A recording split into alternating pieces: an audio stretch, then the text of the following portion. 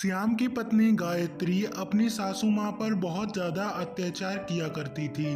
कभी उससे सुबह सुबह पोंछा लगवाती और कभी तो खाना भी नहीं देती थी। ऐसे ही एक दिन श्याम की माँ ने घर छोड़ने का फैसला ले लिया था। तभी उसका बेटा आकर कहता है, माँ आप सब कुछ जानते हुए भी इस घर में क्यों रहती हो? आपके होने से यहाँ बहुत ज्यादा कलेश होता है। आप घर छोड़ क्यों नहीं देती? श्याम, आज आपको फैसला करना होगा। या तो आपके घर में आपकी माँ रहेगी या तो फिर मैं अपने बच्चों के साथ रहूंगी, नहीं तो मैं अपने मायके चली जाऊंगी। माँ आपने तो अपनी जिंदगी मौज और आराम से काट ली है, लेकिन हमें दोनों को अपनी जिंदगी जीने दो, हमें परेशान मत करो। ठीक है बेटा, मैं तुम्हारा घर आज से छोड़ रही हूँ और फिर कभी भी वापस नहीं आऊंगी। बहू को तू अपने साथ ही रखना। अच्छा सासू माँ, तो फिर इंतजार किस बात का कर रही हो? जल्दी निकलो, नहीं तो रात हो जाएगी। श्याम ने अपनी माँ को जाते हुए देखा, लेकिन उसने अपनी माँ को एक बार भी नहीं रोका। श्याम की माँ पूरी रात एक दूसरे गांव में भटकती रही। अगली सुबह श्याम की माँ ने एक चाउमीन का ढाबा देखा। उस पर एक लड़का खड़ा था जो अपनी चाउमीन बेच रहा था। बहुत सोचने और समझने के बाद श्याम की माँ आगे बढ़ गई, उस लड़के के पास गई और बोली, बेटा ये कौन सा गांव है? मैं तो जानती भी नहीं हूँ कि यह कौन सा गांव है। मैं पहली बार आई हूँ और तुम यहाँ पर चाउमीन क्यों बेच रहे हो? माताजी वो सब छोड़ो, लेकिन पहले आप बताओ आप इतनी चिंता में क्यों लग रही हो? और मुझे लगता है आप रात भर सोई भी नहीं हो। बेटा, मेरे सगे बेटे ने मुझे घर से बाहर निकाल दिया और कहा कि घर पर कभी वापस लौटकर मत आना।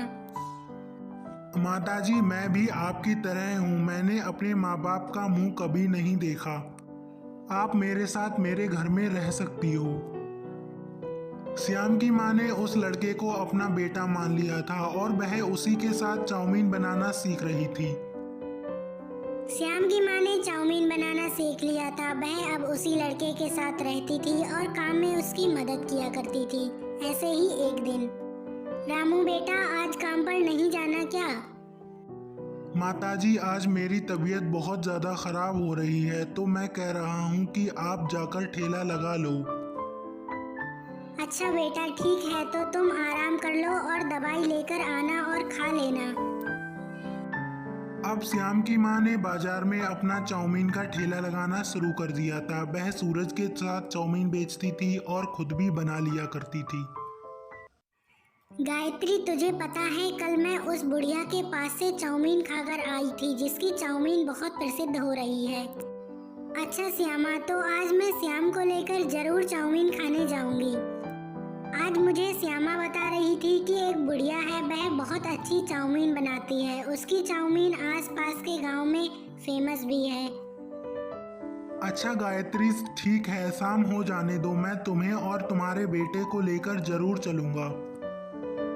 मम्मी, यह तो बिल्कुल दादी की तरह लग रही हैं और यह चाउमीन क्यों बना रही हैं? इनसे मना कर दो। श्याम अपनी माँ से कहता है, माँ आप यहाँ पर क्या कर रही हो? घर पर चलो, फिर हम लोग एक बड़ा रेस्टोरेंट खोल लेंगे जिस पर आप चाउमीन बनाना।